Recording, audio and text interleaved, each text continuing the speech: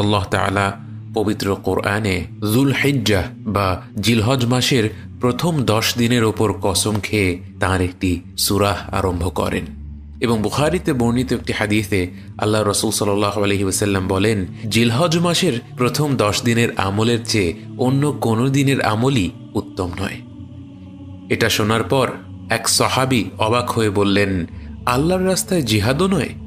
রাসূল সাল্লাল্লাহু আলাইহি ওয়াসাল্লাম বললেন, জিহাদও নয়, শুধুমাত্র সে ব্যক্তি ব্যতীত যে তার জান আর মালের ঝুঁকি নিয়েও জিহাদে যায় এবং কিছুই নিয়ে ফিরে আসে না। এই সাহাবী অবাক হয়ে যে প্রশ্নটি করেছেন, আমরা অনেকেই হয়তো একই প্রশ্ন করতাম।